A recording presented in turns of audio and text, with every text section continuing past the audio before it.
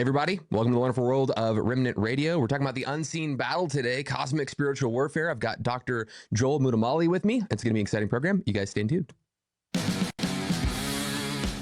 Welcome back to the wonderful world of Remnant Radio. Guys, we've got a great program for you today. Lots of stuff going on at Remnant Radio as always. We got conferences, courses, and all the extra content that's out on Patreon. If you want to stay up to date on all that material, make sure to go to theremnantradio.com and register for the newsletter. You'll get discounts, free ebooks, all that fun stuff, and you get updates on the Patreon content as it comes out. It's not a spam sort of thing. It's a once a week email giving you updates on all things Remnant Radio. And you know, if the YouTube overlords, who have been very kind to our channel up to this point, decide to pull back, you can still get those updates through the email list. So encourage you to go check that out over there. Without further ado, I want to introduce to you my guest. Joel, tell us a little bit about yourself and your ministry before we dive into the subject matter. Yeah, man. Thanks so much for having me. Yeah, so I was born and raised in the Chicagoland area. And so one of the things that you'll kind of know about me pretty quickly is that I'm a Chicago sports fanatic. So I watched Jordan win the three-peat. I cried when he tried to play baseball. And then my tears of sorrow turned to tears of joy when he gave us that iconic phrase, "I'm back," and then ran back another three. And so the other big thing about me is I'm just a nerd. I'm like a Bible nerd. I do love the scriptures. My grandparents are living in India. They're Indian. My parents immigrated from India to the Chicagoland area. Kind of unique for an Indian kid to grow up truly with the story of Jesus kind of all around him. And so my grandparents have been missionaries in India for over 60 years. And I'm just really grateful for the Lord's kindness and sovereignty and just presenting himself to me at a young age. And so I'm a bit of a theological mutt. I think that's an important part of me. I did an undergrad in biblical studies and theology at a charismatic kind of Pentecostal spot in Sacramento, California. Did a seminary degree at Knox Theological Seminary, Fort Lauderdale, that's kind of Presbyterian, and then a PhD in biblical theology at Midwestern Baptist Theological Seminary under Drs. Patrick Schreiner was my first reader, and then the late great Dr. Michael Heiser was my second reader. And then today, my wife and I, we've been married for 16 years. Wow, we've got a full house, 4 kids, 3 boys, 14, 13, and 11. And on Valentine's Day, right before the world shut down with COVID, we had our baby girl, Amelia Jane, who I've nicknamed MJ, after obviously the greatest basketball player of all time. And so full house. I work for a ministry called Proverbs 31 Ministries. Y'all are like Bible scholars, and so you know, how does that work? A guy working for a women's ministry, not quite sure, but 10 years in and has been working really amazing. I get to bring oversight to theological development and research at Proverbs. I work for a gal named Lisa Turkhurst, and I get to help with her kind of Bible teaching and writing projects. And then I'm a co-host of a podcast called Therapy and Theology, which is Lisa and a counselor named Jim Kress, and then myself. And Lisa usually jokes, I bring the theology, Jim brings the therapy, and she says she brings the problems, but truly she brings incredible Bible wisdom. And yeah, that's a quick 30,000 foot summary of me. Man, that's a lot of fun. You know, I don't know. You probably don't know this about me. I was raised in the Pentecostal tradition as well. Okay. I don't find myself still in that camp. But I'm a continuist. Still believe in spiritual gifts, but find myself really informed by a lot of the Reformed theology. I'm not quite soteriologically reformed, but you know, see a lot of the eschatology, a lot of the ecclesiology informed in my liturgy personally at my church. Greatly informed by Luther. I would say that Lutheran theology has really shaped a lot of my thinking. So you're very welcome as a theological mutt here on Remnant. We champion the mutts. So thanks for jumping on, man. So you worked on this book, This Unseen Battle. Tell us a little about it. What was your inspiration? How'd you get there? That kind of thing. Yeah, I'll go kind of theological and then practical. Theological, when I was getting ready to do my dissertation at Midwestern, I was pretty infatuated with the Apostle Paul and kind of like, man, I really care deeply about New Testament studies, but I also really was growing to love the Old Testament and kind of moved away from a focus on systematic theology to more biblical theology. And I'm reading through Ephesians, and you know, you hit Ephesians 3:14-16 that says, "For this reason I kneel before the Father, from whom every family in heaven and on earth derives its name." I'm just like, what does that mean?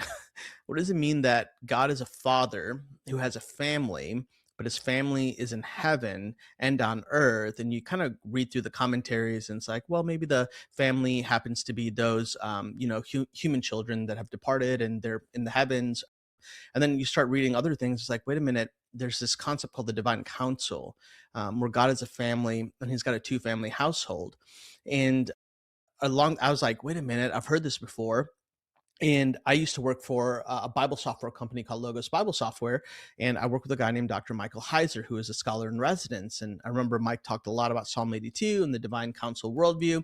And so I'm working through exegetically through Ephesians, and you read a lot of commentaries, and it's like Temple of Artemis is the backdrop. And, Paul's got this household terminology. And I kind of was like, I think Paul is just a really good Jewish boy. And while I don't think that the Temple of Artemis is not part of his conceptual background, I just don't think that that's the full background that he has. What if he's drawing on an Old Testament story? And then starting to ask some questions like, when was the Jew-Gentile distinction? And what are the roles of the gods of the nations throughout the Old Testament? And I emailed Mike about this. And I was like, hey, I'm thinking about a dissertation. I'm thinking about writing on Paul's household terminology in Ephesians, and arguing for the fact that when Paul is talking in Ephesians 2:18 through 22, he's talking about the household being reunited. And part of this is cosmic spiritual warfare, because the human children of God have been taken captive by the false gods of the nations. And I actually think that's why the Temple of Artemis actually makes sense, is because of an Old Testament background, particularly the Tower of Babel. And I was like, Mike, would you be willing to be my second reader? And he was like, I thought he was going to say no. Frankly, I'm not smart enough. I don't think that I'm equipped in those kinds of ways. I just found myself in scholarship and in biblical theology and studies. And Mike was like, yeah, absolutely. I think you're onto something. And he hadn't done as much work in Paul as he wanted to do. And I think a little cheat code is you get a PhD student to do a bunch of research in an area that you're interested in, and that kind of helps you out as a senior scholar. And so that was my entry point. And so I spent 5 years studying Paul's household terminology. The Greek phrase is oikos tau theo, the household of God, and arguing for an Old Testament background, which led me into really understanding that God's a good father that is determined to have his family back together. And his family is not simply just a human family, but it includes a supernatural family as well, including angelic beings. There's a rebellion that takes place in both spheres of existence. In his supernatural family, you've got fallen sons of God. The Hebrew phrase is Bene Elohim. And then you've got the human family. And while we live in a world today that loves to kind of separate out, this is the spiritual world and this is the earthly realm, the biblical writers and the ancient Near Eastern worldview and the Greco-Roman context of the New Testament, they were very comfortable with these two realities intertwining with each other, and in fact seeing kind of causation correlation of things that are happening in the heavenlies that impact the earthlies, and vice versa as well. So that's the theological part. Now let me get to the practical part. I found myself in Atlanta, and I'm with my family. I'm speaking at a church, and we go to this really cool place called Ponce Market, Ponce City Market, I think it is.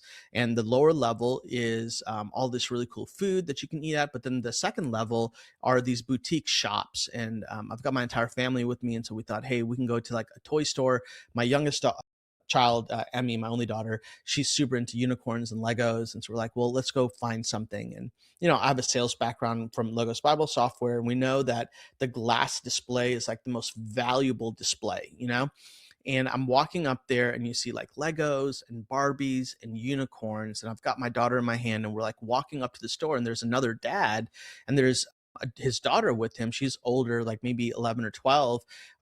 And the daughter goes, Daddy, what's that? And he looks over, and I look over to where they're looking at, because I'm kind of a people watcher. And he just kind of fumbles. He's like, I'm like, what? And I look over, and I kid you not, it was a Ouija board. A Ouija board. Like, this is not Hot Topic. This isn't some like dark corner of Portland, right? Like, this is Maine, Atlanta, like glass window next to the Legos, next to the Barbies. There's a Ouija board. And I remember reading underneath it, it was like the branding was something like, get the answers to the questions you've always had, or something like that. And I'm a Lewis fan, and he's got this whole thing about the moral compass in your heart. And I think this dad's kind of struggling because he's got this moment where he's fumbling. He's like, ah. And I think it's that moral compass, like kind of like danger, danger, don't mess with this. And at the end of it, there wasn't a framework. And so I think he's just like, okay, let's go check it out. And it was at that moment where I was like, oh, this is no longer a question of if the spiritual realm and the things of like kind of cosmic warfare are going to break into our world. It's that they are. And I kind of just feel like we as a society, we as a world, including Christians, have become that perpetual like frog in the water on a burner. And the burner is just turning up, and we're just getting desensitized to the level of the warmth of that water until we're going to burn alive. And that's what it feels like is happening in the spiritual climate that we're in, that we're just being consistently desensitized to the reality of the spiritual realm around us, whether it's Ouija boards or tarot cards or DMT and ayahuasca and promises for secret knowledge and enlightenment, which is like, wait a minute, bro, none of this is new. None of this is novel. These are just ancient vices and tactics that are being repackaged in brand new, shiny presents to us, really with the goal of disconnecting us from the sufficiency and the supremacy of God. And so that was really the intent behind this, of like, it, I've been out of my dissertation work for probably 7 years now. And, I was like, I think this actually practically matters, not just for the ivory towers of academia, but like for the mom who's in the car line, for the dad who's driving his kids to the sports practice, and Doja Cat comes on his radio, and his kids are listening to it. And the like main line of that, which was like a viral TikTok line, was like, she's a devil. And you've got all these kids singing that line, thinking that it's a good thing to be a devil. It's like, yeah, I think that we as Christians actually are equipped with the most coherent answer and response to these questions and these issues. And yet, if we're disconnected from what the Bible actually says about it, we will find ourselves in a place of vulnerability. And I think the enemy would be so happy for that. Yeah. So what I hear you saying is that there's a twofold kind of purpose for this book. Theologically, this, and when I say theologically, it's very pastoral, the way that you approach your even talking about theology, the household language. What's the pastoral relational implications of this? And then secondarily, I hear this kind of, okay, there's this other thing going on as well, where we have become numb to the supernatural worldview, and we're not actually living as if that is real and tangible. We have it packaged in commercial packaging in such a way that kind of pulls all of the supernatural elements out of it in our consumeristic mindset. It's not someone, coming to us in a cloak with a pentagram, tattooed on their chest and 666 on their forehead, and, all gothed out in white, it's like, give me our children. Like, nobody's doing that. But what we've done is we've commoditized all of these forms of, like you mentioned, the mind-altering hallucinogens to encounter supernatural forces. Paul writes about this, right? Like this is not a new and novel thing that's come on the scene, just for recreational purposes. Oh, this is just a recreational experience. You're saying no, these are a real supernatural world, and we can't live in such a way to be numb to the real spiritual reality. So one, kind of familial connection, and then two, there's an actual war, and we've been blinded to it through the veil of commercialism. And maybe commercialism is not the word you would use, but I think in some sense it maybe summarizes some of your main ideas. Anything you would add to that or bring for clarification? No, I think you nailed it. I would just also emphasize that the household terminology, this is part of the scholarship kind of theology part of it, is as I was studying it, the Greek word oikos in the New Testament and the Hebrew word beith in the Old Testament has kind of three domains. It's like the semantic range of the word. It includes categorically the priestly kind of royal temple priestly imagery. It includes kingly imagery as well, and it includes the nuclear family. And when I just look at the impact of the cosmic battle that we're in, I'm just like, man, those are the spaces that it feels like we're absolutely being attacked. We're being attacked from a nuclear family kind of standpoint. We're being attacked from a kingly standpoint. I think about particularly political, in terms of like, where is our actual allegiance? And then absolutely in terms of a priestly vocation of like, holiness and being a people set apart versus vices of the flesh that are enticing us into activity that really draws us into more animalism than retrieving our true humanity, which is what God actually intends in sanctification. And so I think you nailed it. And I think it goes a bit deeper into pastoral pragmatics of like, look at the three areas, and like do a scroll on your Instagram or on your TikTok. And if you have those three kind of domains in your mind, start to parse out when the evil shows up, maybe where it fits in those categories. And I think you'll see that once again, this is not a new idea. This is an age old tactic of the enemy. Well, this is going to be a fun conversation. I can already tell. I mean, you got Patrick Schreiner's your New Testament guy and Heiser's your Old Testament guy. I mean, Yeah. what an all-star squad for a dissertation. I'll tell you what. Patrick's been on the show a couple times. He's done really good work. I love even chatting with him. We're at ETS together. Okay. Let me brag on Pat. Let me brag on Pat. Yeah, Everybody needs to know please. about this. Patrick came in as a godsend at Midwestern. I didn't know who my first reader was going to be. And I was just like praying, honestly, like, Lord, there are some things that have happened from a staffing standpoint, which was interesting. But Patrick walks in and he's got like, it's Midwestern. So I'm like not suit tie kind of guy. I'm like Jordans and like, like hoodies kind of guy. But I have to like, so I'm like, okay, I'm gonna just wear my Jordans with a suit coat or whatever. And in comes Pat, and he's got a pair of Jordan 1s, like the Reds, And I was like, that's my guy. Absolutely. This has got it. And then we like start talking. I'm like, gosh, he's both well versed. I remember going to his house with his wife Hannah and their kids, and we're kind of like just talking dissertation stuff. And we went from like hip hop culture to like world culture, politics, to church, to nerdy doctrine of the ascension.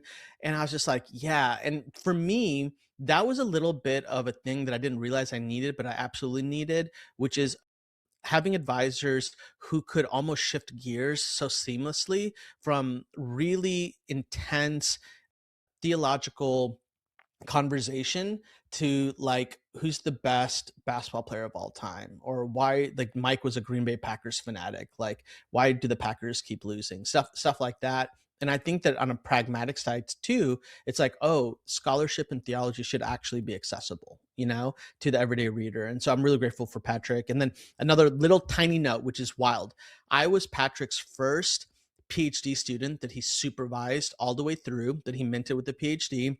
I ended up being Mike's last PhD student that he ever minted, and Wow. saw all the way through. And so in an odd way, I'm like kind of bookending, the careers of these two truly great, humble, brilliant scholars. So anyways, I thought that context might help a little bit. No, that's pretty cool, man. I love that. I, just talking about Patrick or even Tom, the Ascension and Session stuff from Patrick Schreiner really helped fundamentally shift a lot of my theology, as it even related, believe it or not, to spiritual gifts, in viewing those things as in session with Christ and his prophetic, priestly, kingly ministry still reigning on the earth. Yeah. Fundamentally helpful, because it views these things not as superpowers now, but as real dependency on the person and work of Jesus in our lives continually, and having that kind of Christologically. And again, he's not in my theological camp when it comes to spiritual gifts, but that work really helped, I think, solidify some of my views on that. So super helpful work. Okay, let's start where you start. Let's go back to Eden. Let's talk about the mountain of God, the household of God, as you kind of describe it in chapter 1. Kind of unpack for us temple language, household language as it relates to Eden, for some people who might not be familiar with that. Yeah, so I think oftentimes when we think about Eden as just this garden, and we are a bit disconnected from its own ancient Near Eastern context, and that like Eden is on a mountain, which is kind of pretty important. You've got these two rivers that come down. You've got passages in Isaiah and in Ezekiel that place the holy garden of God on the holy mountain of God.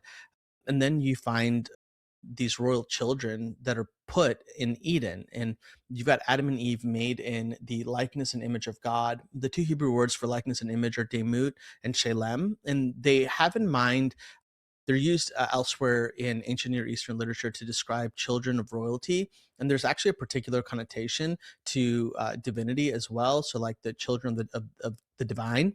And so right off the bat, you get this idea of God wanting to have a household, and kings would plant gardens. And so here's Yahweh who plants this royal garden, and he places his royal children inside of the garden, and he gives them a holy vocation, a task to guard, to shamar, to protect Eden. And then you're kind of left with this question like, why would he give them a task to protect Eden? Like what necessity, what would create the necessity for protection? And that word shamar, it's the same word that's used. G.K. Beale has done some of the best work on this. So this is all really pulling from G.K. Beale's work on the Garden of Eden as like the first image of the temple of God, the holy residence of God. And that word is like the same word that's used of the Levitical priests. It's the same word that's used of the watchman on the tower in Nehemiah. And it's used of Adam and Eve to guard and to protect, cultivate Eden. And then you have the presence of this Nakash, this serpent who walks in. And I've always like been fascinated by like the fact that Eve doesn't freak out when the serpent talks to her, and instead the issue isn't about the appearance of the serpent, but the issue is of the words, the substance of what comes out of the serpent's mouth. And this is cosmic warfare. This is deception. The enemy loves to deceive us and then create division and then ultimately create kind of self-destruction. And that is the path that is played out in the Eden story. And right out of the fall, you have garden cherubim who are placed to protect Eden, which helps us kind of see that, hey, wait a minute, the presence of these supernatural beings are already there. Like Ezekiel 28:12-16 is the story about the king of Tyre, but it's cast with the backdrop of a supernatural story as well. And it says of this being, you were the seal of perfection, full of wisdom and perfect in beauty. You were in Eden, the garden of God. Every precious stone adorned you, and it gives like a list of all these stones. And you were anointed as a guardian cherub, for so I ordained you. You were on the holy mount of God. So now you've got Eden connected to the mount of God. And you walked among the fiery stones, which is a phrase to talk about supernatural beings. And so right off the get, you have the presence now of supernatural beings in Eden, and you have the presence of God's human family in Eden. And now that it's on a mountain, and then Genesis 3 says that it was routine for Yahweh to walk in the cool of the evening breeze with Adam and Eve, which then makes you think, why that detail? Why the evening breeze? Well, the evening breeze is the end of the day, and Adam and Eve have work and vocation to do. And this is more speculation on my part, and I would admit that, but I kind of just want to think about the humanity of the text. Like, why the evening breeze? Why wait till the end of the day? And it's like, oh, for me, it's you've done work, you've experienced life, you want to process that with those that you love. And dude, I'm not a walker for fun or a runner for no reason, but my wife, she loves to walk. We actually this morning got up and did our morning walk together. And I usually have like destination in mind. I want to do a lap and be done. But for my wife, she cares about not the destination, but the quality of time between the starting point and the end point. And the idea that is present with us, with God walking, that word in Hebrew, it doesn't have a destination in mind. It is a leisurely walk. So what is he doing? He's like processing life, I think, with Adam and Eve, and there's enjoyment and presence and intimacy and relationship. And the serpent steps in and wants to pick a moment where God's not there, create division through deception, and ultimately it creates a rupture in relationship. And all of this happens right off the bat in the holy household of God on the Garden of Eden. So help me see the two families concept there clearly. The idea that, okay, we have a serpent in the garden and then cherubim, but like when I think of Eden, I typically think of a place where Adam and Eve, that's their domain, right? And I'm saying this as one who, intentionally, willfully is like, unpack this for me. But like, if the way that I would envision it, okay, they're hanging out in the garden, they're tending and keeping it. The idea is that they're going to reproduce and populate the earth and extend said borders of Eden until they kind of like, terraform the earth into this like heavenly temple, right? That's the idea. And but when I read it, I don't really see a dual family spiritual beings hanging out in the garden. And maybe it's just one of those things that you kind of lost in translation, or maybe even lost in just tradition, the traditional way of reading the text. I don't often see the kind of supernatural counterparts there. To your point, we do see God walking in the garden after the fall. It's kind of look, hey, where are you guys at? That kind of thing. The serpents there, and we see cherubim. But are what other points are we potentially missing on key points to say, okay, we see a divine family and a human family in Genesis 1 through 3, or do we have to go to later places and read that back kind of into the text? Help me unpack some of Yeah, that. and that's good. I think it's both and. So let's go back to Ezekiel 28, 12 through 16. And this is, I think, an explicit evidence of supernatural beings in the Garden of Eden. And the way this is presented is that Yeah, it's being communicated prior to the fall, right?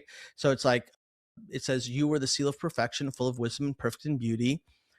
You were in Eden, the garden of God. Every precious stone adorned you. And then it's the list of the precious stones, and your settings and mountings were made of gold. On the day you were created, they were prepared. So now we get to like an origin story of their day of creation. And so we would be like, oh, so this is happening prior to the events of the fall in Genesis 3. You were anointed as a guardian cherub. So now, like, what is the role of the cherub? And this goes into a little bit of language, and then looking in other places in scripture. But cherub or cherubim in the plural were guardian throne room beings, supernatural spiritual beings that protected the throne room of God. Well, where's the throne room of God? I would want to make the argument that Eden is the throne of God. It's the household, it's the dwelling place of God. And that's actually kind of exactly what Ezekiel 28 says. You were anointed as a guardian cherub, for so I ordained you. You were on the holy mount of God. But earlier in the text, it says you were in Eden.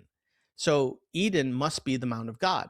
You walked among the fiery stones. The phrase there for fiery stones is also a phrase that's used to describe the holy ones of God. Well, who are the holy ones of God? The holy ones are often referred to as angelic beings. You're blameless in your ways from the day you were created. So you have, I think, exegetical evidence right off the get in Ezekiel 28 to describe the presence of angelic beings, both of this individual who we would recast later as the Hasatan in Job, or as the Lucifer figure that we have, Satan figure in the New Testament. That's a point of debate, even a debate between me and Mike in terms of how to handle the Hasatan of Job. We can get into that later if you want to, but that is one of the areas that we disagreed on. And so I would say that you have there. And then I do think we need to look at some other places in scripture that present these beings in the divine counsel of God, which I would argue the divine counsel of God is the location of Eden, the household of God. I would look at a passage like Job 38, 4 through 7. It says, where were you when I laid the foundation? Tell me if you understand who marked off its dimensions. Surely you know who stretched a measuring line across it, on where its footings sat, or who laid its cornerstones, while the morning stars sang together and the sons of God, the Hebrew phrase there is Bene Elohim, shouted for joy. So the context here is the creation story of Genesis chapter 1 and 2. And where are these spiritual beings? They're present as God is actually creating all of creation, which Eden is a part of that.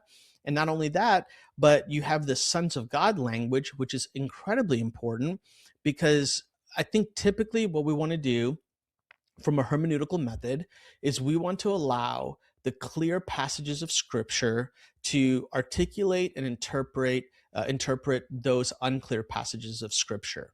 And I would just want to concede that this is a heavily debated conversation that we're about to walk into.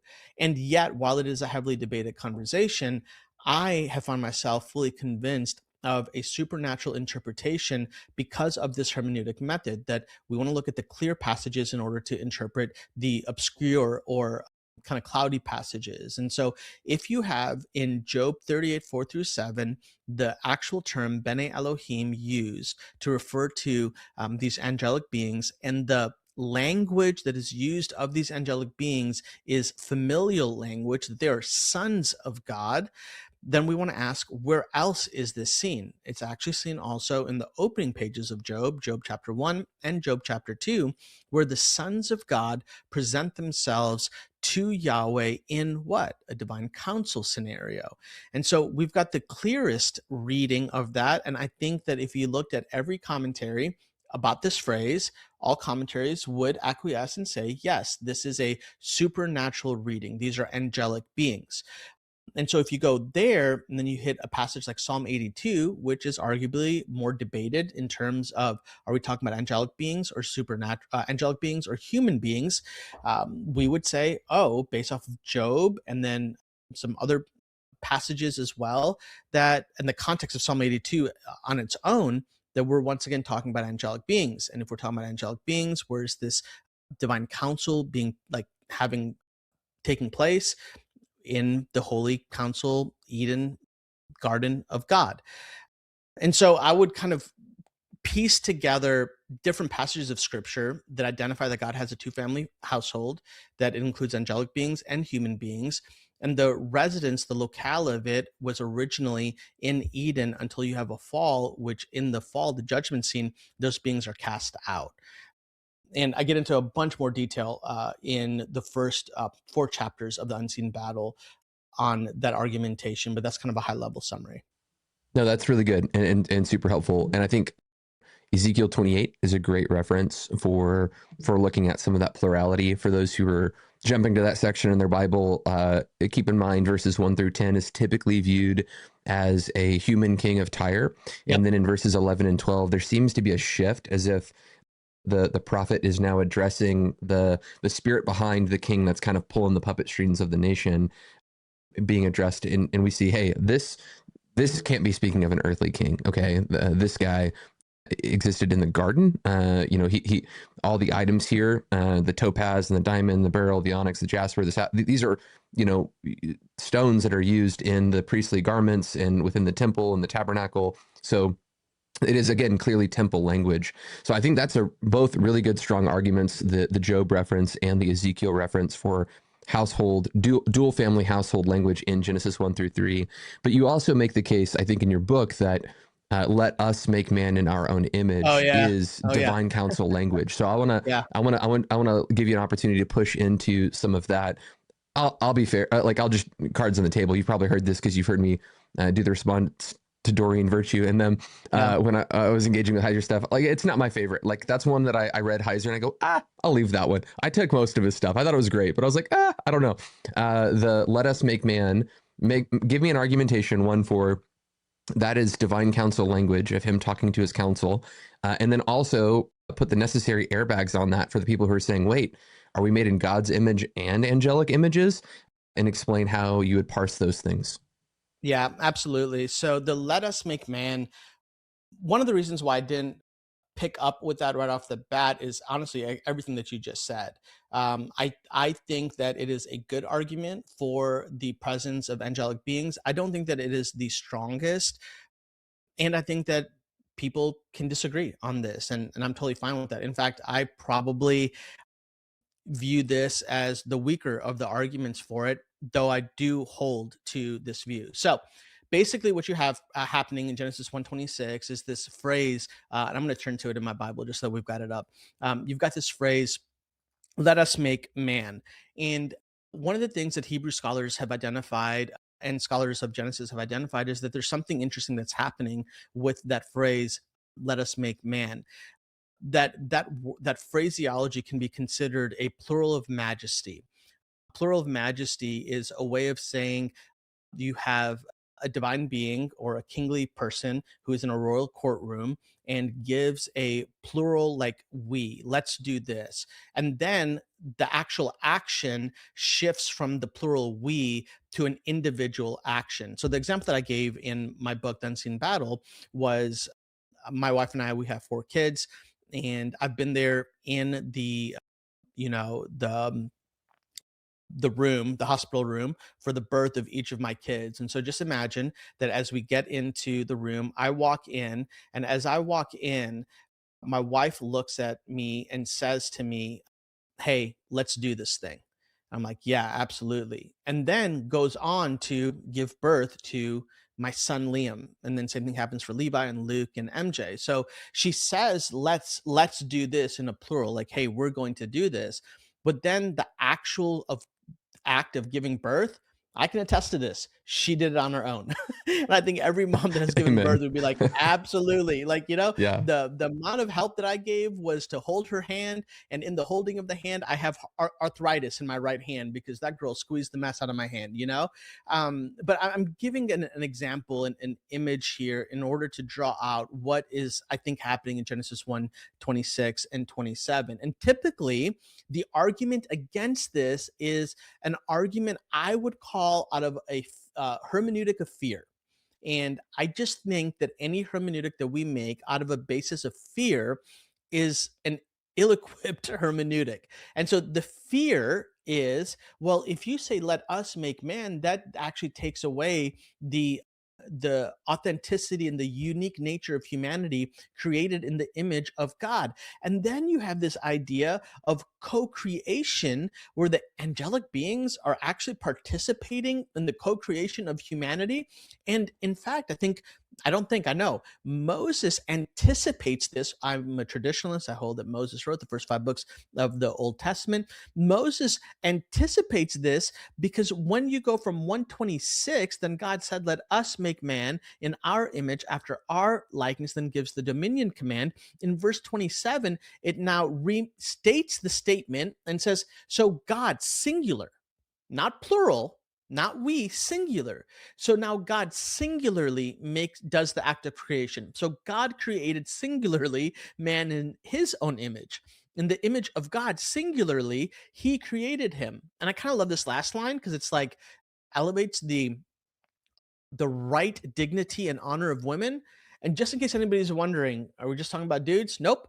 Male and female, he created them. And the let us language, one idea is like it's the divine announcement scene. There's this plural of majesty that's taking place. I actually think that there's also something about church, about history, that is important for us to recognize that from the presence of Philo, who is like an early dated Jewish scholar, Jewish philosopher, roughly in the same time of Jesus. From Philo onward, Jewish commentators have generally held the view that this plural is a plural of majesty. It is God addressing his heavenly court. You can look at a passage like Isaiah 6:8 to see that heavenly court kind of idea. And then you have recent scholars as well that have come to this conclusion. Meredith Klein is one of them, Von Rad, and others.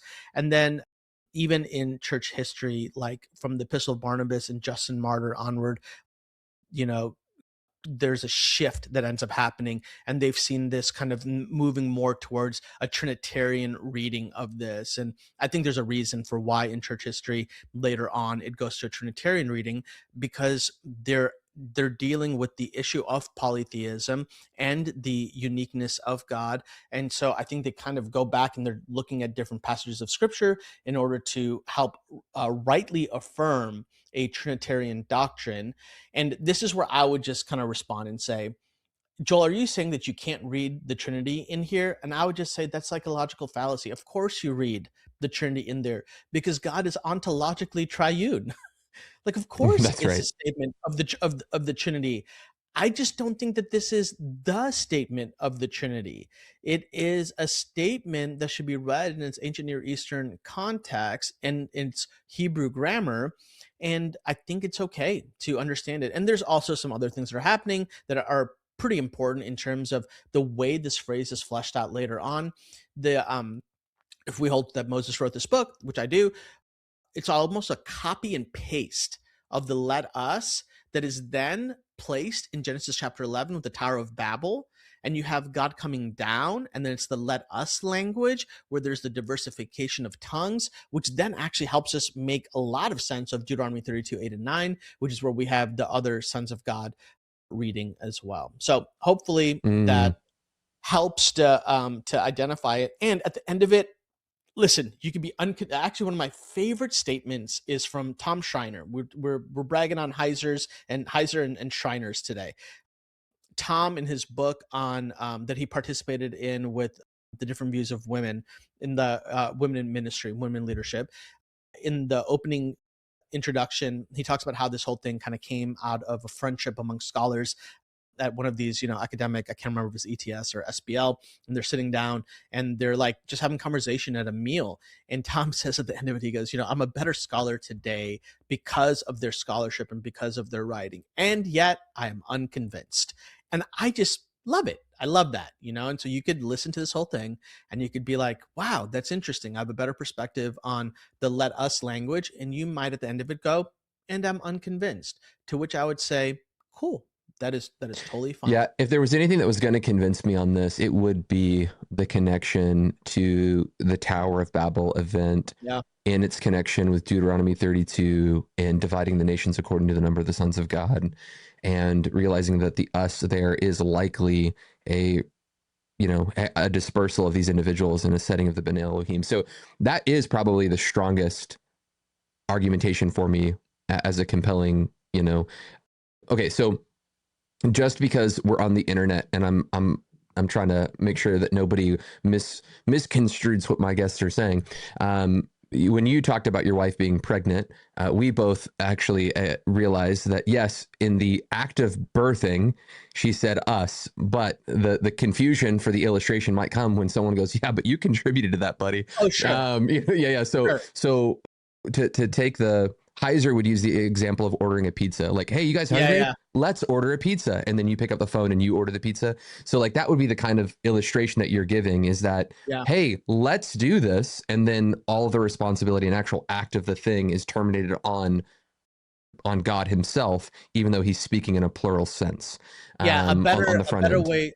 That's really good. A better way to even say it is like, okay, think about the doctors and the nurses who are inside of that room. Now, the doctors and the nurses inside of the room literally had nothing to do with that pregnancy. There you go. Like the conception of that pregnancy. But when my wife says, let's do this, she's looking at me, but everybody else in that room is also there. Now, every analogy, every imagery falls apart, right? Because then people say, well, the doctor helped with, the delivery, or maybe the nurses brought all that.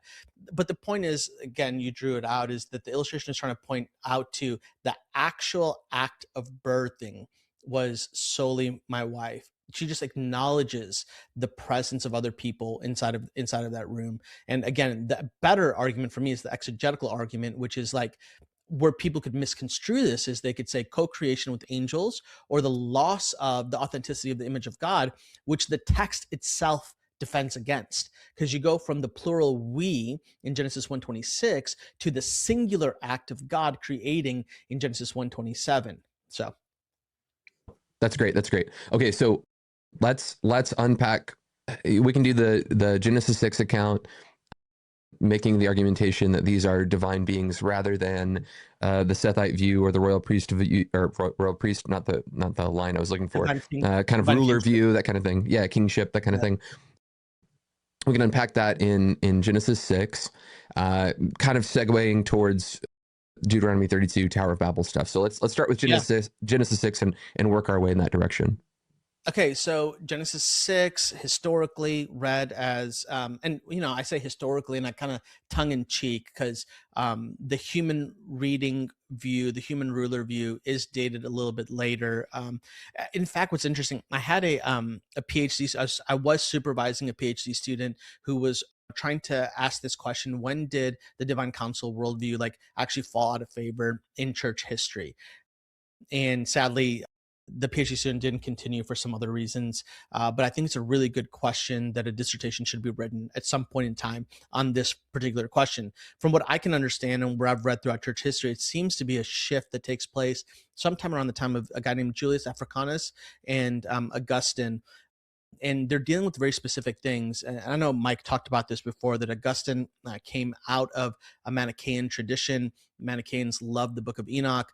Maybe there was some motivation inside of that to kind of distance any kind of reading that would affirm an Enochic tradition with Genesis chapter 6. So I'm just acknowledging that could be the case over there. And then also, Augustine didn't know Hebrew. And so something that he personally lamented of And I'm an Augustine guy. I love Augustine. I love City of God. I love Confessions. Like, don't read me and misunderstand me. But if we look at what is the earliest reading of Genesis 6 and how it was understood, you would find that it was an angelic view.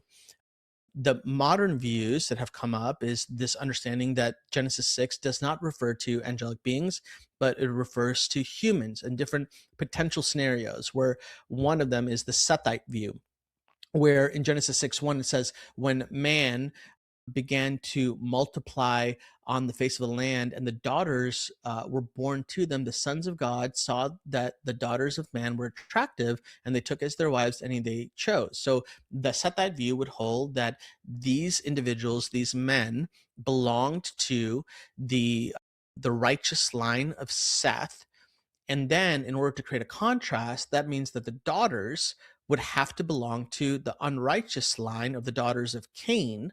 And then the righteous line of Seth married the unrighteous line of the daughters of Cain. And the outcome is sin, moral sin, because of, an unholy union among a righteous and unrighteous. And this is where things get interesting. So then, supposedly, the production of this unholy union, which seems to be moral in nature, would then produce the Nephilim of verse 4. The Nephilim were on the earth in those days, and also afterward, when the sons of God came into the daughters of man, and they bore children to them. These were the mighty men who were of old, the men of renown. So a couple reasons why I personally do not hold to the Sethite view, that I think that this is a weak argument for that. And it deals with having to do a whole bunch of theological gymnastics and exegetical gymnastics. One of them is, how do we know that the sons of God in this chapter are directly associated with the righteous line of Seth?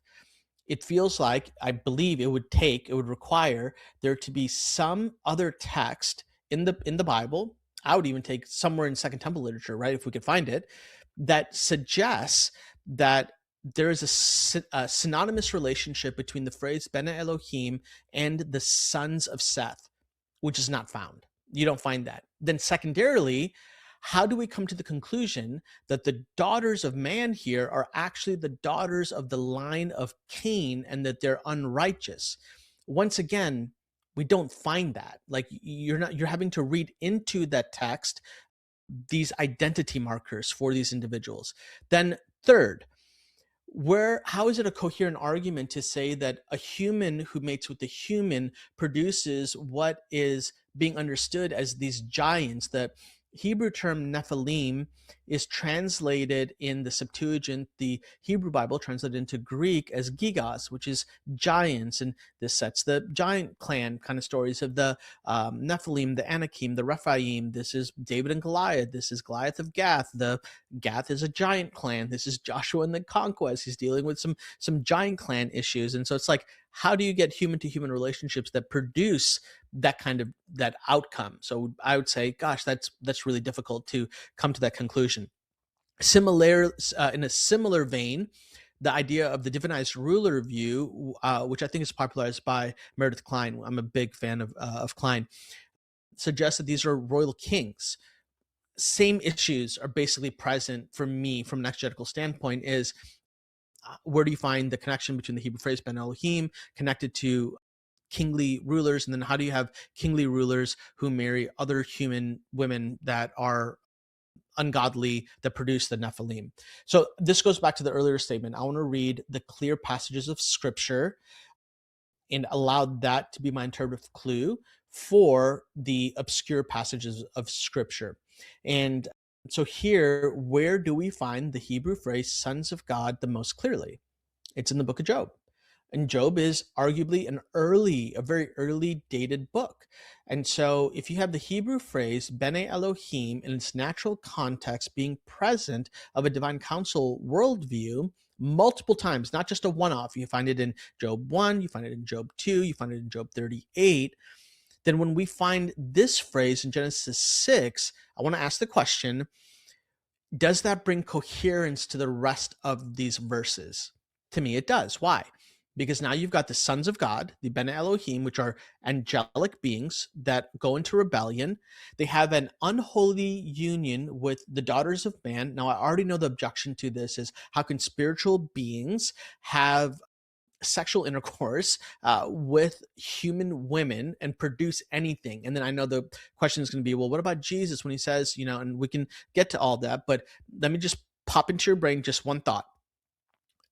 Abraham eats, sits, talks, walks with angelic beings. You have the presence of spiritual beings that come into corporeal existence in the Old Testament somewhat regularly. Maybe not regularly is the right word, but happens enough to say, oh, this wouldn't have been this obscure thing that that would have never happened. It's just the question now we have to ask is the sexual union question. And so just follow me though. If this is a plausibility, then angelic beings, fallen, unholy angelic beings, have an unholy union with human women, and this produces the giants, the Nephilim, who are unclean. They are hybrids. They are half spiritual in nature, but they're also half human in nature.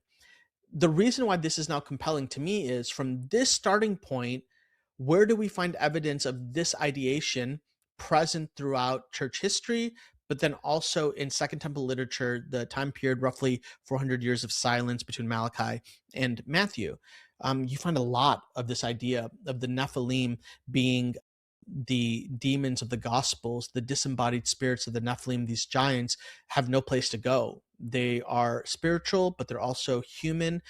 And in that, they're left wandering the earth, and they essentially go mad, and they desire to be re-embodied in the way that they once were as they were born as these Nephilim giants. The probably best scholarship that I know of that has been written on this is by a guy named Archie Wright, who wrote the origins of evil spirits in Second Temple literature, I think it is.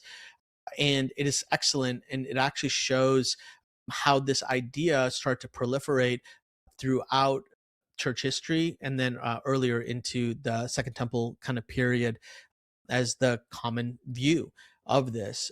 There's one more thing. Oh yeah, the other we're going to triangulate a little bit. Why only 4 verses in Genesis 6?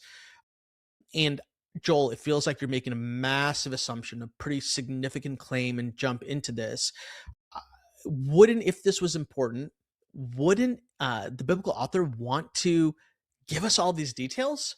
Like, why just leave us with 4 verses, jump ship, and get to like the most, I would argue, like a top 3 hit list on Vacation Bible School themes with the Noah and the flood? Like, everybody knows Noah and the flood. It's always interesting to me that we like never do Genesis 6, 1 through 4 in our Vacation Bible schools, Maybe people are doing that now, but when I was coming up, nobody was doing that. Are we making too much of this? I would respond to it in this way. And I'm going to ask you actually a question, if you don't mind, kind of in responding to this question. Who is the GOAT, MJ or LeBron? I'm not a basketball guy, but I'll say Michael Jordan. Okay, but how did you know that MJ meant Michael Jordan? Context clues. Yeah, because that's, I mean, I didn't think you meant Mary Jane from Spider-Man, because we were talking about the GOAT, and you brought up LeBron in context, and the other person gave MJ context. Yeah, okay, and then GOAT, is the acronym for what? Greatest of all time. Exactly. Okay, so obviously everybody's laughing like, Joel, really? Why'd you have to do this? It feels like a waste of time. It's not. It's not a waste of time. Here's why it's not a waste of time. You and I are contextualizing words, phrases, and ideas consistently, 100 miles per hour every day. I'm talking about Michael Jordan and not Michael Jackson because of the context of LeBron. I'm talking about GOAT as in greatest of all time and not a furry animal, because obviously the context of MJ versus LeBron places it in a well-known acronym of our time. And then simultaneously, I just want to ask this other question. And I love the Mary Jane reference. I haven't had that one yet come up. And so that even shows a whole different dynamic. Are we talking about the Spider-Verse or not? It shows what kind of nerd I am. Sorry. I love it. I'm the same kind of nerd. I'm honestly the same kind of nerd. The question would be, 500 years from now, let's say the Lord tarries, 500 years from now, somebody comes across that clip. Will they be able to interpret what that actually means? They'll be like, they might have to do some researching, right, through the records, and they might come across like this documentary called The Last Dance, and that helps give context clue to what MJ is versus who this LeBron figure is. And I just want to point out that the biblical authors at times don't feel the need to fill in the dots that were common and understood at that time, in the same way that you and I don't feel the need to, when I say, who is the greatest of all time? Michael Jordan, who played basketball in the late 80s, early 90s, versus LeBron James, who came, like, I don't need to do all of that. I can just say a statement because it's well known information. Simultaneously, there was a well-known story already in the time that was a Mesopotamian epic, mythic story that is about the Apkallu, these Mesopotamian sages. And these Apkallu, these 7 sages, came prior to the flood, and they were known for giving wisdom and knowledge to humanity, essentially.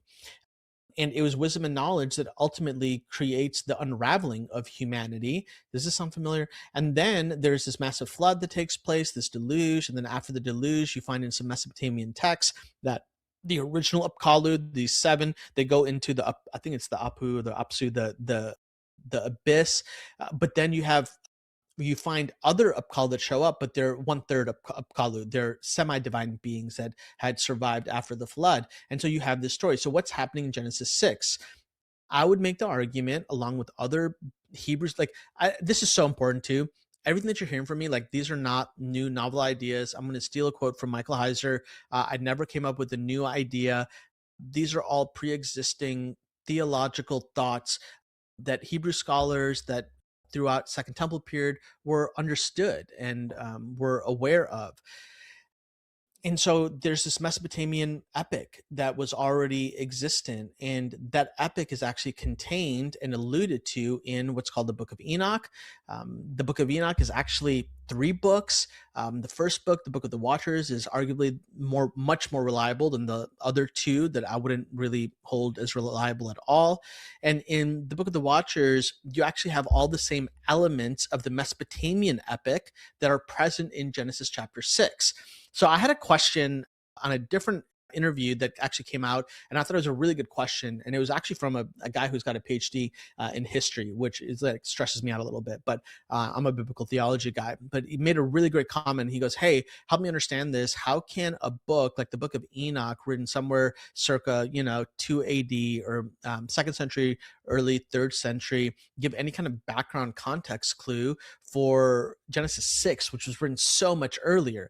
And I think that's a great question, and one that needs to be addressed. And so I would address it this way. The issue is actually not so much that it is an issue of chronological dating, that it came earlier. It's an issue of shared story. Genesis 6 is aware of a story that we're not told of. Well, the Enochic tradition is aware of a Mesopotamian story that we're not being told, but it's preserving that story that we can connect back to, which is the Apkallu story. So if this was a kind of triangulation, it would say Genesis 6 is depending on a Mesopotamian myth in order to help us get the context clues of what are happening in these 4 verses. And then the Enochic tradition is expanding on that pre-existing story, which is the Mesopotamian myth, and then actually not just retrieving it, but preserving it and then transmitting it to us today. So it's less about chronological background information, but more about a preservation of an oral tradition and the Mesopotamian epic of the Apkallus that is present, that actually helps us understand what's happening in these 4 verses. And so that's why all of those things together is where I would say, oh yeah, so this makes sense of why we would have an angelic reading here. The Book of Enoch refers to them as watchers. The word watchers is actually used in the book of Daniel, and it's used in the right context of heavenly beings that come down in a divine throne room scenario. And so you find the presence of that word actually in the biblical text. And then also the reason why I think we ought to take the book of the Watchers seriously is because both Peter and Jude refer to, echo, quote, I can't remember if it's a quote or an allusion, but refer back to this story that is an Enochic tradition, which lets us know that that was in their cultural, contextual, literary worldview as well.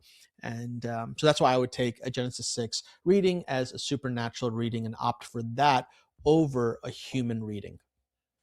Yeah, that's right. I told my church when I was doing Genesis 1 through 11, because there was a lot of questions surrounding this issue, like, how much of this is history?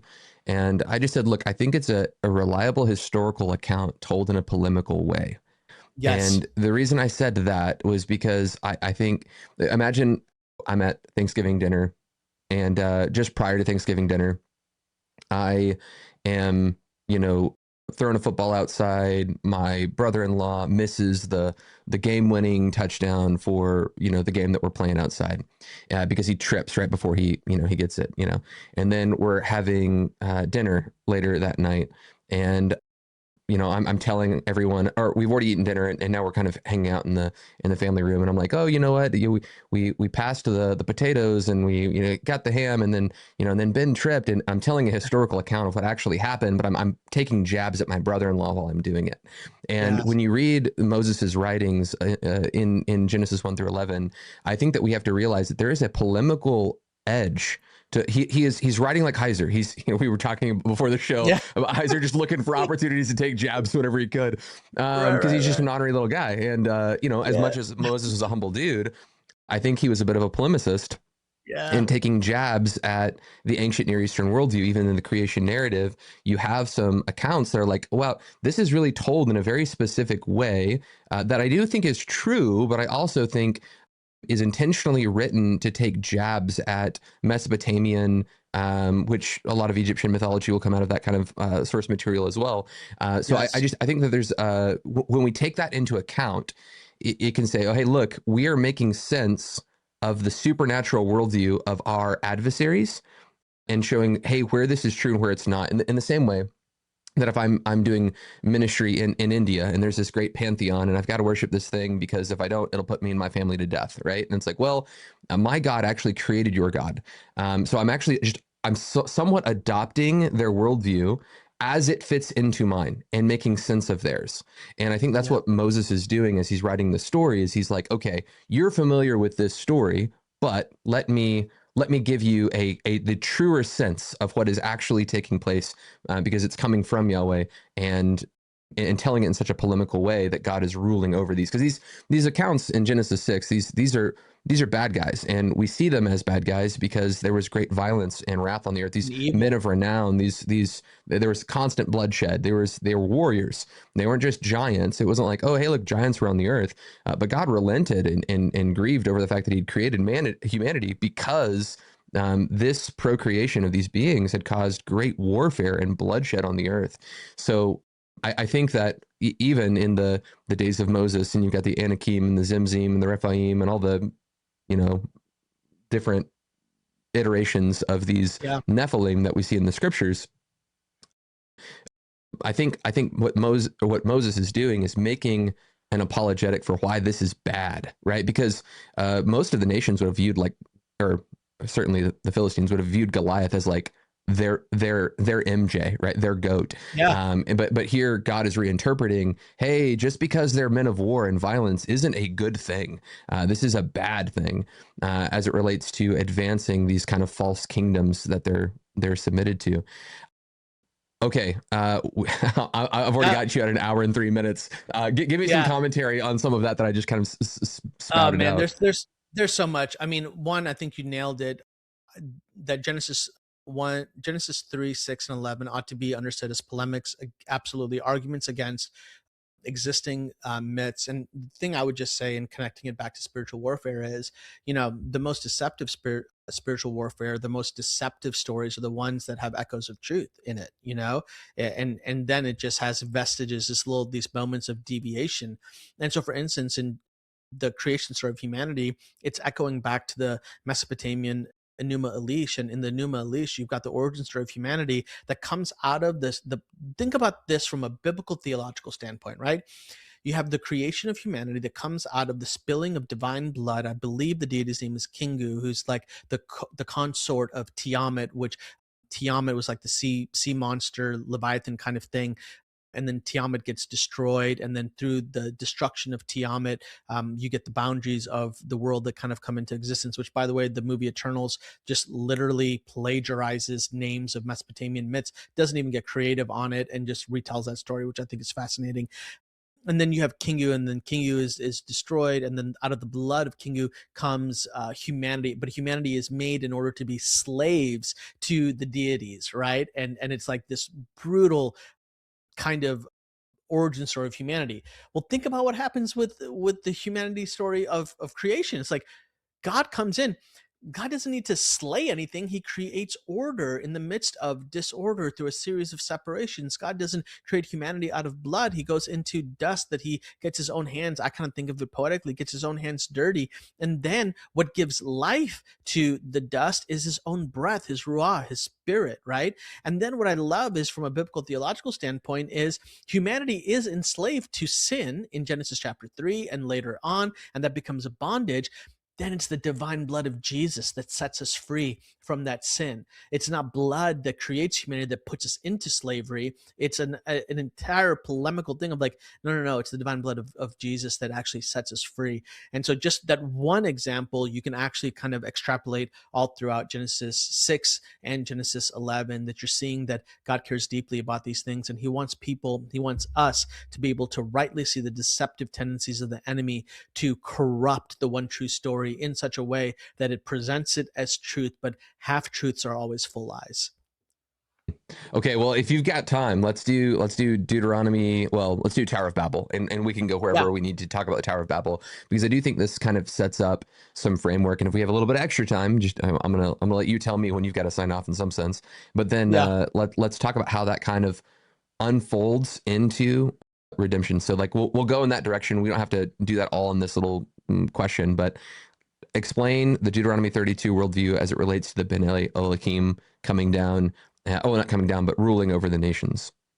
Yeah, so in Genesis 11, you have this issue where you've got the people that end up in the plains of Shinar. Plains are problematic because plains have no mountains. As we established earlier, mountains are really important. Mountains in the ancient Near Eastern worldview were understood as the place where God met with humanity. And so if you don't have a mountain, what do? You got to build something in order to achieve that.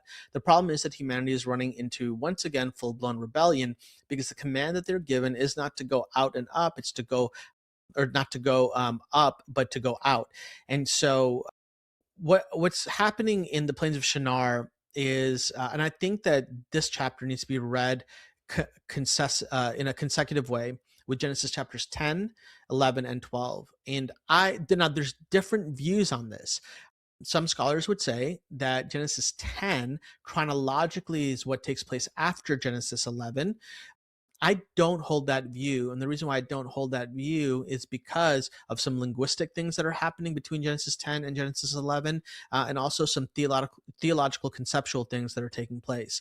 In Genesis 10, you have the presence of a diversity of people, land, languages, and cultures, right? So language is always embedded into culture, and that's kind of important. And then in Genesis 11, it says, now the whole earth had one language and the same words.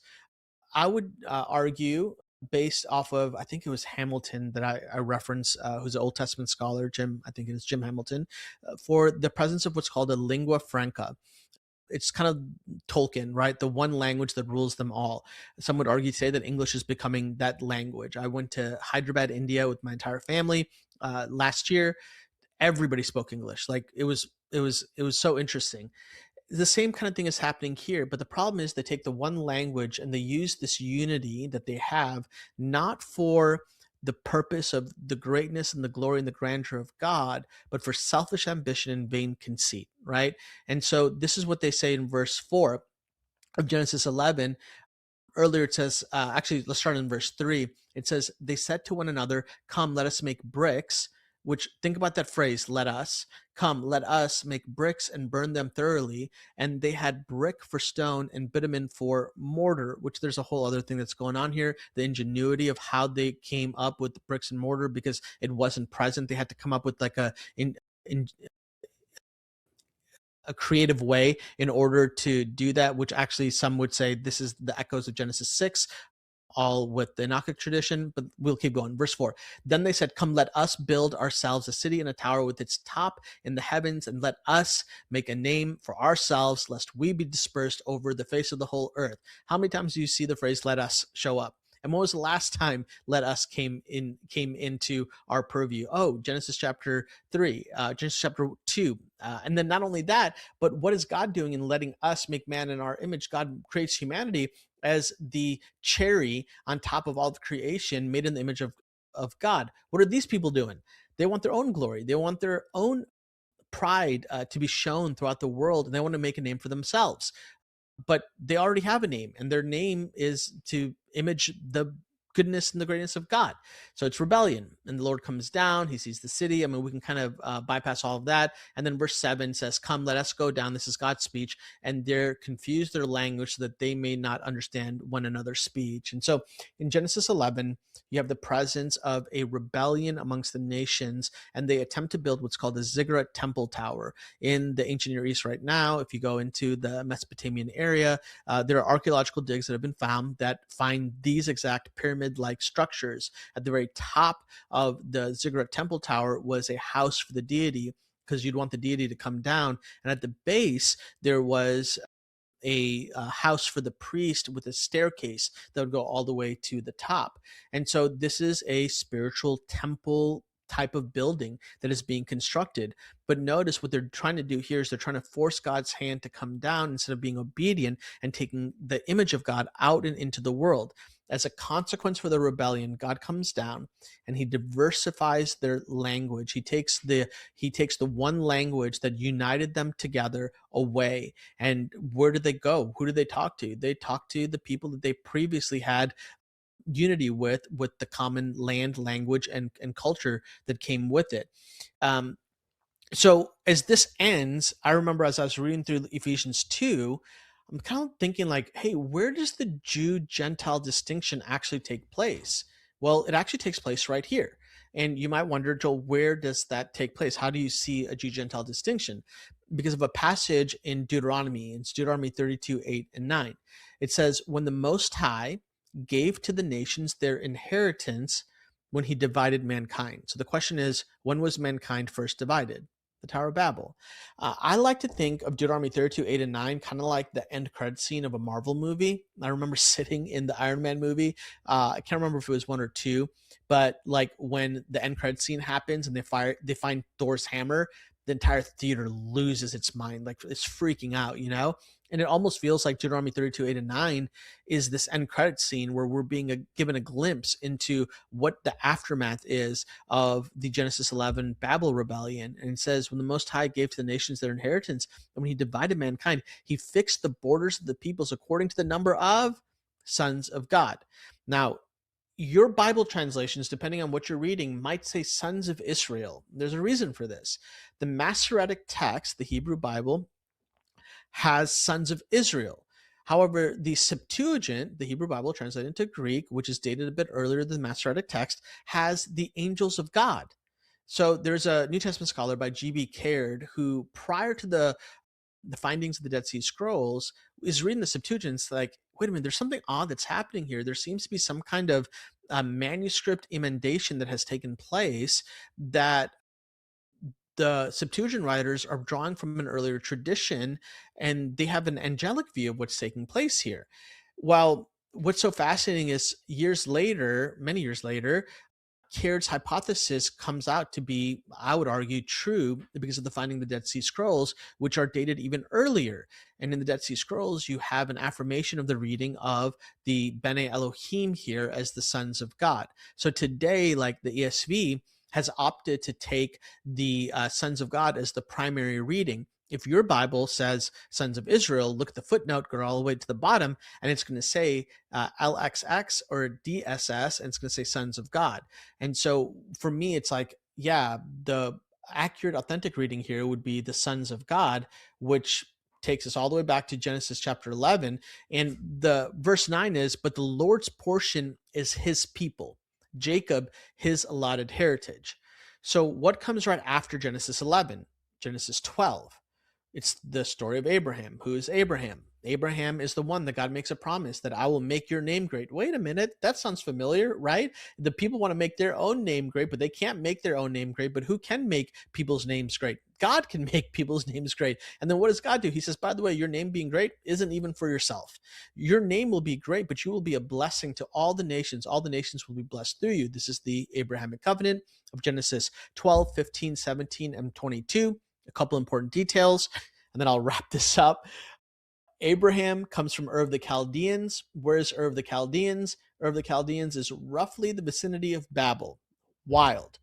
Yahweh reaches into the epicenter of rebellion, grabs one family and says, by the way, you are going to be a blessing to all the nations of the world, that I'm going to actually re-inherit the world. I'm going to have the nations back to myself, and I'm going to use you as an agent for that. Well, Abraham goes from Ur of the Chaldeans to a place called Haran, and he takes a pit stop in Haran. It's at Haran where his brother Nahor and his father Terah dip. They bounce. They're like, we're not going with you. Why? Both Ur of the Chaldeans and Haran were places that had locations of a temple, ziggurat temple tower to the moon goddess Sin. So I kind of argue in the unseen battle that what ends up happening in Haran is both Terah and Nahor, they go, whoa, you're going and following this God, and he's leading you out of the land of the gods of our nations, and we're going to be in a really precarious position, because the view was if you left the territory of the gods, you're now leaving and going into an unprotected scenario. And so why is Abraham referred to as this man of faith? Well, he has faith in this God who calls him, and he intentionally leaves. And even though he has to leave his family behind, he takes, with him, his family, and they go on a journey to the promised land. And Abraham is the story of how God is going to eventually work in order to get his family back together. Okay. Love it. As we understand this divine council, they're ruling over the nations. These, again, principalities, one might call them. We see this at least alluded to in like a Daniel 10 sort of scenario where there's a prince of Persia that is able to withstand one of the angelic messengers that is sent to Daniel. So that would be the kind of argumentation that there are these divine beings that are kind of ruling over these nations. In that context, and maybe just real briefly, because I'd love to land the plane on the New Testament. Are you good to end in 15? Yeah, I'm good. Yep, I've got my next Okay. thing is 1. So Okay, we're doing great then. Okay, so in the Old Testament, thinking Old Testament battles, King of Moab is an interesting story for me, one that I wrestle with a lot. I'd love to know maybe some of your thoughts there. But Israel goes out to battle the king of Moab, and the king of Moab offers his son on the wall as a sacrifice. And then it says a great wrath is released against Israel. Are you familiar with the passage that I'm referring to? Yeah, give me the reference again. Yeah, I'll pull it up real quick. And well, yeah, 2 Kings 3, I think it's 27. Is kind of where, he took his oldest son who was to reign in his place and offered him as a burnt offering on the wall. And there came a great wrath against Israel, and they withdrew from him and returned to their own land. I just think that is a fascinating passage because what we have is we have two peoples that are going to war against one another. And this this king of Moab offers up his son to a false god in some act of worship. And as I read it, the way that I'm reading it, and I'm happy to say maybe Israel was in rebellion against God and God was the one who is doing this great wrath. I'm okay with that reading, but I think the plainest sense of this reading to me is that supernatural power is granted to the armies of Moab because of this act of sacrifice. And if this is a kind of curveball, I haven't wrestled with that text. Don't feel the need to answer it. But the main question I'm asking is, when the nations are going out to war, we view that as America invades Iran, and here's a geopolitical nation versus another geopolitical nation, and they're coming at each other with swords and spears and tanks, and there's nothing supernatural involved. But I think in the ancient Near Eastern worldview, in their context, Israel going to conquer the nations when they go out to war, when they conquer the nations, that is actually a supernatural triumph. And I think in particular, I think Paul Copan was one who helped me kind of wrestle with this idea that the Nephilim in these, go and completely harem the Amorites and the Right. Moabites and the mosquito bites and the dynamites and all the ites. You're going to go destroy them. And then he made the argumentation the reason that they had to be completely haremed, destroyed, at least in part of his thinking, was that there's likely these Nephilim that are living on the land during this time in this reign. And it actually makes sense, I think, when I'm working with youth kids that are like, why is there like what looks like genocide? I mean, they're wiping all these folks out. Why is the Canaanite extinction taking place? What's the point here? And then if you go, well, if Israel is actually participating in spiritual warfare to eradicate these guys so they're not a cancer on the earth, that's interesting. But then also that king of Moab, 2 Kings 3:27, idea that there's actually supernatural empowerment taking place in these battlefields. I'd be curious what your thoughts on all those things are. Yeah, I haven't looked at that particular passage in a lot of detail, but you've given me something now to chase after. So thank you for that. I think I can give a general response to that. And my general response is that, the Exodus scenes with Egypt, and we kind of know this now, it's become feels like more common knowledge that God isn't playing around with the 10 commandments. It's not just or the 10 plagues. It's not like he's just like, oh, I'll just pick a couple things. That these are 10 plagues aimed at 10 particular deities at the pantheon of Egypt. And explicitly in Exodus, God says, I'm doing this so I can deal with Pharaoh and the gods of Egypt as well, to show my supremacy. And so when I'm just like kind of a surface reading of this passage of Moab, and I just read in my Bible reading the other day, I think it's Leviticus 19 and 20. It's talking about child sacrifice to Moloch. And the thing that is so fascinating to me and really horrific and like convicting is that the implication is not just for the ones who follow after Moloch and do the child sacrifice. The implication is even for the ones who see it and do nothing about it. Like they have a consequence as well. And so, these places end up becoming desecrated places. And so, I mean, all of that really to say, I think there is evidence of real spiritual warfare. You find it with Moses, who's got his hands up while they're in a battle, and while his hands up, there's spiritual aid that comes to him. But when his hands go down, the forces of Israel start to lose. You see the same idea in the book of Daniel, where Daniel is so distraught and he needs help, and so he prays. And then when the angel comes to him, when supernatural aid comes to him, I think it's like Daniel 9, maybe Daniel 10, like this spiritual being says, Daniel, from the moment you humbled yourself and you committed to prayer, your prayers were heard. Now I had to deal with the prince of Persia and then the other princes of Greece, and there's some cosmic conflict that took place, but eventually support aid came to you. And so I think that these kind of passages are putting on display what was normative in the mind of the people, that yeah, the gods of the nations have some level of legitimate responsibility and even authority. This gets into way more details on back to Deuteronomy 32, 8 and 9. But the difference between the Genesis 6 and the Deuteronomy 32, 8 and 9 rebellion with Genesis 11 is in Genesis 6, you have a true transgression of boundaries. These sons of God transgress their boundaries and they come into an unholy union with human women, and then their impact, their focus, or their consequences, they're placed in chains and Tartarus. This is what Jude and Peter are kind of referring to, and it's held in the Enochic tradition. In Genesis 11, things are a little bit different in Deuteronomy 32, 8 and 9, in that it's not necessarily a transgression of boundaries, but it's a perversion of the responsibility or stewardship that these Bene Elohim, these gods of the nations, were stewarded to do. They were never called to be the actual gods of these nations in the sense of ruling them as sole authority.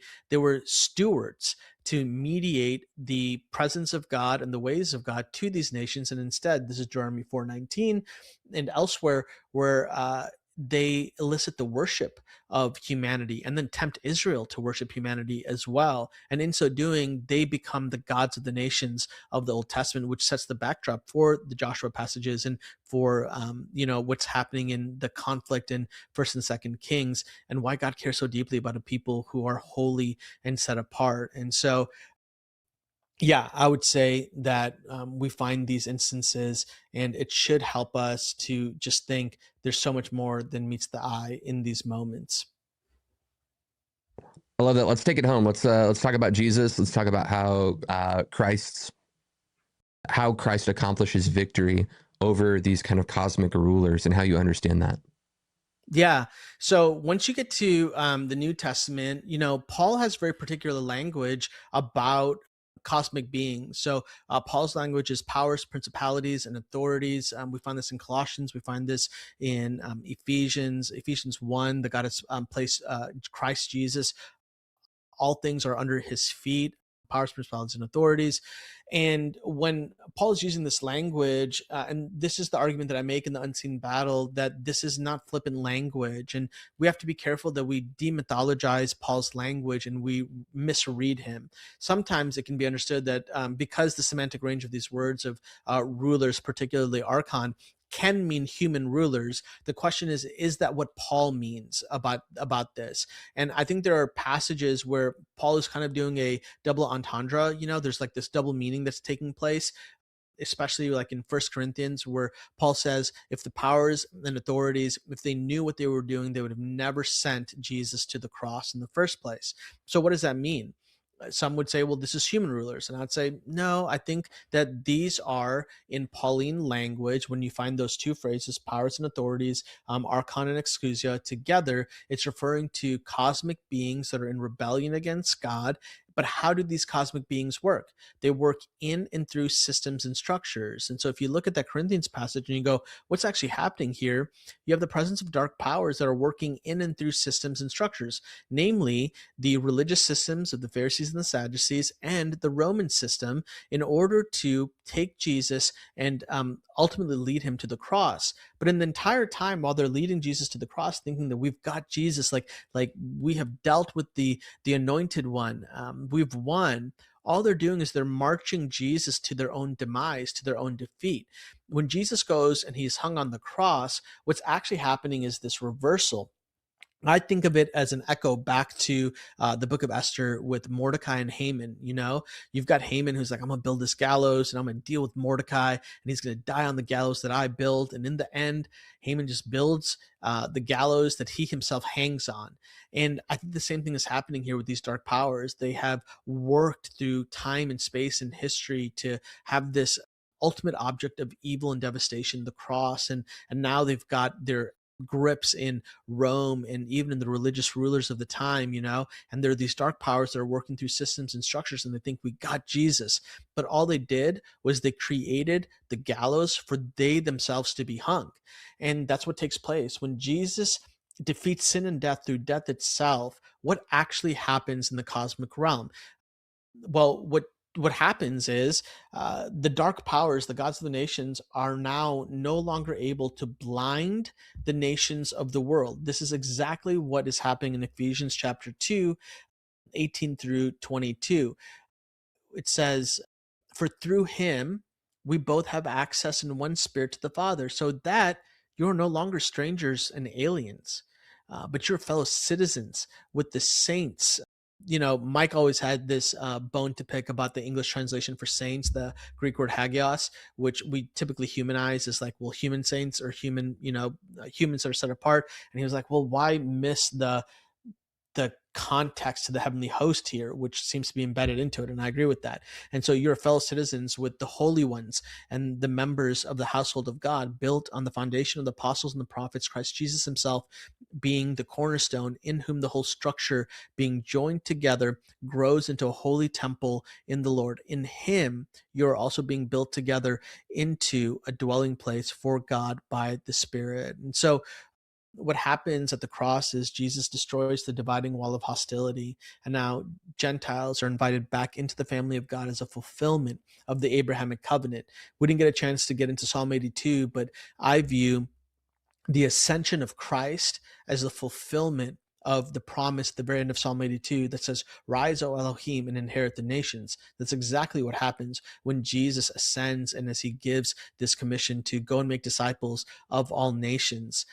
And then what is the purpose of all of this, and how is this connected to the dark powers? It's actually in Ephesians 3:10, so that through the church, the manifold wisdom of God, the Greek word is polypoikilos. It has in mind the multicolored robe of Joseph. It has in mind a beautiful array of flowers, so that the beauty of the church I would argue, is this multi-ethnic, multi-generational, socioeconomically diverse family of God, that through this, the wisdom of God might now be made known to the rulers and the authorities in the heavenly places. And so the dark powers have been stripped of their ability to blind the nations of the world. And because they have been stripped of that power, this is why Jesus gives us the Great Commission for you and I to spread the gospel. Like, spiritual warfare is first and foremost about gospel proclamation. It is about Amen. us communicating the good news of the risen King Jesus, who has reconciled us to himself. I want to just go to scripture. So Colossians 1:15, he, Jesus, is the image of the invisible God, the firstborn of all creation. For by him all things were created in heaven and on earth, visible and invisible. And then here's Paul language, whether thrones or dominions or rulers or authorities, all things created through him and for him, and he is before. And it goes on and on. And it's like, the certificate of debt has been atoned for. It's been taken care of because of Christ, because of Jesus's victory over sin and death. It's so good. I love that. And that's kind of my primary take as well when it comes to warfare language. If I take the Luke 10 and then Revelation 12 account, how they overcame what seemed to be rulers in heavenly places, is just gospel proclamation. And I love that because it gets things back to the simple heart of the matter. And why does this matter? Well, I think it really matters on a couple of levels, because Paul's telling us we don't wrestle against flesh and blood. Okay, so there's these spiritual powers that exist. And so many people, especially in my context, being in the continuation of space, want to engage with strategic spiritual level warfare. And I honestly think it's just a bunch of hoopla. You don't see Jesus and the apostles like strategically targeting through this, jumping through all these hoops prophetically to like cast down the spirit of so-and-so or whatever. What you see is a continual encouragement for gospel proclamation to dethrone these principalities and powers. So you have one side of the aisle that I would argue is maybe numb to the spiritual worldview, and they just see everything as natural. And I think there's a danger in that, and saying like, no, actually we need to proactively be proclaiming the gospel to see the kingdoms of darkness pushed back. And then you have this other side who's like, maybe like the hyper charismatic space, who is frankly boxing the wind. Like, they think that they're doing something, but they're not doing anything that's like biblically prescribed. So they're really busy at it, but I don't think it's really doing anything. And I think that this really marriages both sides to say, okay, guys, wake up. The spiritual world is real, and stop being weird. Like, go preach the gospel, And I think that that's a really pastoral, active, this is something we can do. So this isn't just like theoretical, theological, speculation and like, oh, this is, we can pontificate about all these great ideas. Like, this is really brass tacks. Like, this is active, do the work of proclaiming Christ's excellency and Christ's work and Christ's defeat of the enemy as we are pushing back that kingdom of darkness. On Sunday, we do Lent at my church. We're very high. We're very low church if you ask any high church folk, but we're high church compared to any low church folk. We're very high. So in doing so, I just talked about how Jesus in the wilderness is defeating the devil in the wilderness, and he is the seed of the woman crushing the head of the serpent. And we often think of the head crushing being the cross, and that's not wrong. It's definitely some head crushing, but if you look at the narrative of Christ coming on the scene, if you read the New Testament carefully, Jesus' head, he's curb stomping this serpent over and over and over. Setting free the Gadarene demoniac, like, that's defeating a legion, an army of demons. Going into the synagogue, defeating Satan in the wilderness, the crucifixion, and then the God of peace will soon crush Satan under your feet, he says to the church. Like, this is a perpetual work that is already and not yet. Yes, Satan is defeated in this kind of very serious, meaningful sense, but then there's also this perpetual conquering of Satan and his kingdom. Okay, I know I said that would be my last one. I've got one more little hypothetical question for you. When the Bible says that Jesus disarmed rulers and principalities, I'm curious if you This is a kind of pet theory of mine. If the disarmament is us, like we were Satan's weapons, like Paul was used in the hand of the enemy to persecute the church. And when the Bible says that Jesus disarmed the rulers and authorities, I understand it to mean that he took us back. And that is the Yeah. disarmament, because there's no question that the kingdom of darkness still has power. Like we're still wrestling against them. But what does it mean Yeah. that they're disarmed? And it was back in the day. I was not a careful student of the word, so I came to these potential connections, thinking about presenting your bodies as instruments of worship unto God. And the Yeah. language for instrument, again, I'm not trying to make this connection now, but at the time, I'm reading it. I'm like, oh, this is language for weaponry, and Mhm. it's a similar language that's used in disarming principalities and powers. So I'm like, oh, like I wonder if we're the weapon that has been disarmed. And again, I'm not making that connection now. I don't know that I would stand by that exegesis of something that Yeah. 15 years ago, Josh Lewis, when he was reading his Bible, came to this conclusion. And yet, I still am curious. What do you think the connection of disarmament is when Christ comes to disarm principalities and powers? Yeah, I mean, I think you're onto something. I actually just had pulled that up. It's Colossians 2, 15. But if you start in 13, it says, you were dead in your trespasses and the uncircumcision of your flesh. God made alive. God made alive together with him, having forgiven all of our trespasses, canceling our record of debt, and stood against us with his legal demands. This he set aside, nailing it to the cross. He disarmed the rulers and authorities and put them to open shame by triumphing over them in him. So I would want to read Colossians 2:15 in light of what we read earlier in Ephesians 3, and says, okay, what is this disarming? I would categorize it as the inability of these dark powers to willfully and it's that legal debt kind of deal, to legally have any kind of representative responsibility or authority over the nations of the world. And the reason why I think this is important is because it goes back to Deuteronomy 32, 8 and 9, where God does give a responsibility to these gods of the nations, to these Ben Elohim, the sons of God, that become the false gods of the nations, in order to steward and have responsibility over them. They, however, are rebellious, right? They go into full-blown rebellion. And so what does Jesus do on the cross? He deals with these dark powers. He strips them of any kind of obligation or responsibility that they might have had because of them breaching their contract, their responsibility with humanity. And in light of that, and I think this is very pastoral, this is very pragmatic, very practical. In light of that, you and I, as the people of God, get to put on display the victory of the risen King Jesus in and through our humble service to our community, to each other inside of the local church, through the visible presence of our unity in the midst of diversity. And yet, it's like, while the dark powers have been disarmed, like they have no legal right over us, they're still hyper manipulative, you know? And like the best thing that they can do is to manipulate you and I into self-sabotage.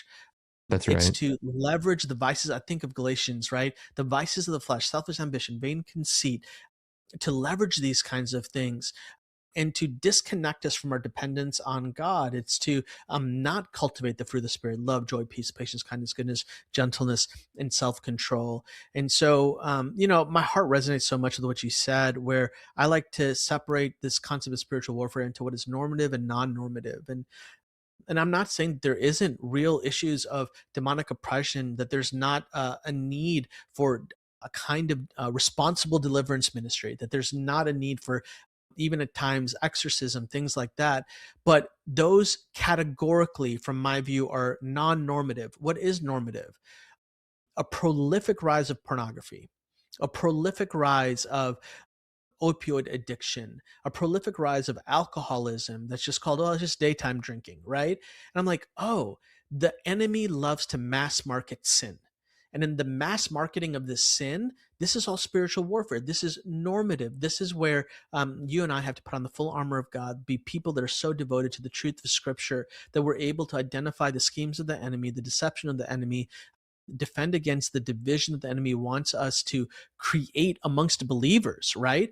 And then really focus on gospel proclamation, which is the means of the arrival of Jesus. It's like I think of Luke, right, when Jesus goes, "If by the hand of God I cast out demons, and the kingdom of God has come upon you," and it's like, man. And then this last thing, I'm going too much, but there's this brilliant scholar, Dr. Daniel Block, who wrote a book on the gods of the nations. It's very academic and very good, and he does this 3-part kind of plotting where he basically goes, you've got the deity, you've got the people, and you've got the land. And what ends up happening is that these false gods of the nations, they are so obsessed with their land, and land always has people on it, right? And so it's like, well, I got to keep my land, I got to grow the territory and the land.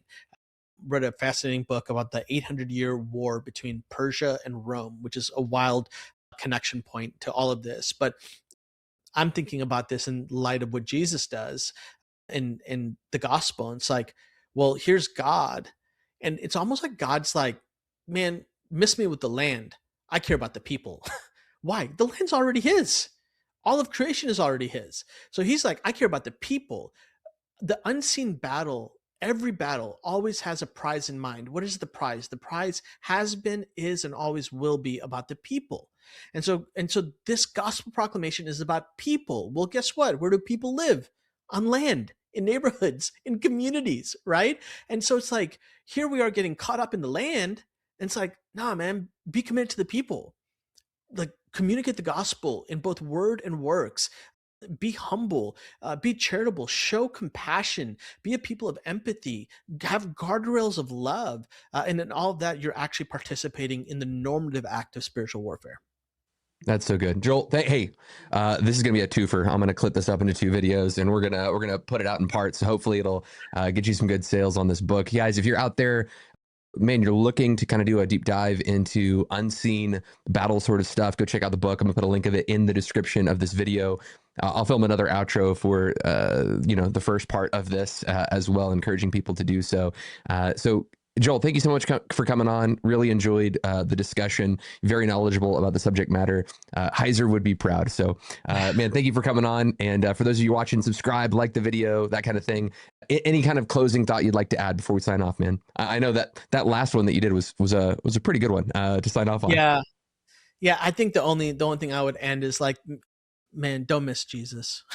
Yeah, if that's you right. truly, like, man, if you miss Jesus, we missed everything. And so C.S. Lewis, I opened my book with this quote of C.S. Lewis: the dark powers would love us to either be obsessed, I'm summarizing, to be obsessed with them or to absolutely neglect them. He uses the language of the pursuit of materialism or magicianship.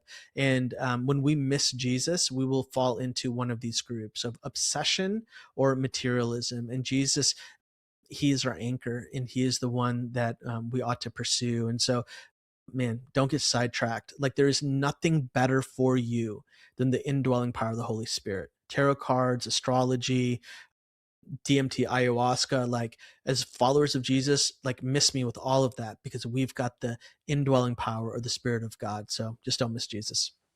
That's right, guys. And man, all of this, because people could ask the question, this is just a distraction from the core gospel message. And I would just say, no, this kind of story is the difference between watching the gospel message in black and white, with on a tube TV, decent quality. You understand the storyline. When you add all of this layered background imagery and information, it's the same picture, but now it's in HD color and surround sound. It's adding beauty to the picture to see how Christ redeemed us and what Christ is doing in this cosmic battle and what's taking place.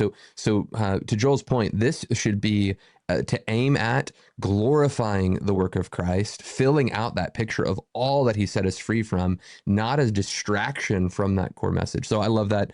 Great way to sign off. Again, guys, subscribe to the channel, like the video, share it around for those of you who own the shirt that says I'm introverted, but we'll speak of Nephilim. So feel free to, share this around to all your other introverted friends. Guys, thank you so much for tuning in. We'll see you next time.